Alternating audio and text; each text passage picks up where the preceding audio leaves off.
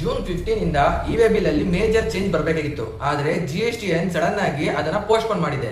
ನಿಮ್ಗೆ ಈ ಅಪ್ಡೇಟ್ ಬಗ್ಗೆ ಗೊತ್ತಿದ್ಯಾ? ಹಾಯ್, ನಾನು ನಿಮ್ಮ ಸಿ ಧನುಷ್. ಗೊತ್ತಿಲ್ಲ ಅಂದ್ರೆ ಈ ವಿಡಿಯೋ ಮಿಸ್ ಮಾಡಬೇಡಿ. GSTN ಪ್ರಕಾರ bill to shift to transaction ಗೆ ಇ-ವೇ ಬಿಲ್ ಜನರೇಟ್ ಮಾಡುವಾಗ ಶಿಫ್ಟ್ ಟು GSTN ನ ಫೀಲ್ಡ್ ಮ್ಯಾಂಡೇಟರಿ ಆಗಬೇಕಾಗಿತ್ತು. ಸಿಂಪಲ್ ಆಗಿ ಹೇಳ್ಬೇಕಂದ್ರೆ ಬಿಲ್ ಒಂದು ಪಾರ್ಟಿ ಹೆಸರಲ್ಲಿ ಮಾಡ್ತಿದ್ದೀರಾ, ಆದ್ರೆ ಗೂಡ್ಸ್ ಬೇರೆ ಬ್ರಾಂಚ್, ವೇರ್ ಹೌಸ್ ಅಥವಾ ಬೇರೆ ಲೊಕೇಶನ್ ಕಳಿಸ್ತಿದ್ದೀರಾ, ಅಂತ ಕೇಸಸ್ ಅಲ್ಲಿ ಆಕ್ಚುಯಲ್ ಡೆಲಿವರಿ ಲೊಕೇಶನ್ ನ GSTN ಡೀಟೇಲ್ಸ್ ಕೊಡಬೇಕಾಗುತ್ತೆ.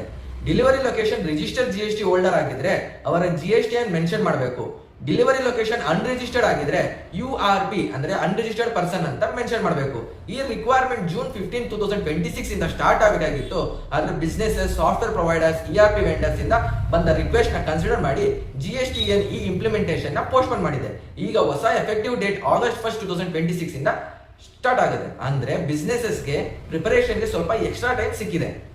ಹಾಗಾದ್ರೆ August 1 ಮುಂಚೆ ಏನ್ ಮಾಡಬೇಕು? ನಿಮ್ಮ ಬಿಲ್ಲಿಂಗ್ ಸಾಫ್ಟ್ವೇರ್ ಅಥವಾ ERP ಅಪ್ಡೇಟ್ ಇದೆಯಾ ಅಂತ ಚೆಕ್ ಮಾಡಿ, ಬಿಲ್ ಟು ಅಥವಾ ಶಿಫ್ಟ್ ಟು ಟ್ರಾನ್ಸಾಕ್ಷನ್ ಐಡೆಂಟಿಫೈ ಮಾಡಿ, registered location GSTN details ready ಇಟ್ಕೊಳ್ಳಿ. ಅನ್ರಿಜಿಸ್ಟರ್ಡ್ ಡೆಲಿವರಿ ಲೊಕೇಶನ್ಸ್ಗೆ URP ಯೂಸ್ ಮಾಡಬೇಕು ಅಂತ ಟೀಮ್ಗೆ ತಿಳಿಸಿ, ಟೀಮ್ಗೆ ಪ್ರೋಸೆಸ್ ಟ್ರೈನಿಂಗ್ ಕೊಡಿ. ಲಾಸ್ಟ್ ಮಿನಿಟ್ ಟೆನ್ಷನ್ ಅವಾಯ್ಡ್ ಮಾಡ್ಬೇಕಂದ್ರೆ ಇವಾಗಿಂದಲೇ ರೆಡಿ ಆಗಿ. ಈ ಅಪ್ಡೇಟ್ ನಿಮ್ಮ ಬಿಸ್ನೆಸ್ಗೆ ರಿಲೆವೆಂಟ್ ಅನ್ಸಿದ್ರೆ ಸೇವ್ ಮಾಡಿ, ಕಮೆಂಟ್ ಶಿಫ್ಟ್ ನಾನು ಕಂಪ್ಲೀಟ್ ಗೈಡ್ ಶೇರ್ ಮಾಡ್ತೀನಿ. ಮತ್ತೆ ನಿಮ್ಮ ಅಕೌಂಟೆಂಟ್, ಸಪ್ಲೈಯರ್, ಡಿಸ್ಟ್ರಿಬ್ಯೂಟರ್ ಅಥವಾ ಬಿಸ್ನೆಸ್ ಓನರ್ ಫ್ರೆಂಡ್ಸ್ಗೆ ಶೇರ್ ಮಾಡಿ. ನೀವೇನಾದ್ರೂ ಇದನ್ನ ಫೇಸ್ಬುಕ್ ಅಲ್ಲಿ ನೋಡ್ತಿದ್ರೆ ಕಮೆಂಟ್ ಸೆಕ್ಷನ್ ಅಲ್ಲಿ ನಾನು ಲಿಂಕ್ ಶೇರ್ ಮಾಡಿರ್ತೀನಿ. ಅದ್ರ ಮೂಲಕ ನೀವು PDF ನ ಆಕ್ಸೆಸ್ ಮಾಡಬಹುದು. Thank you.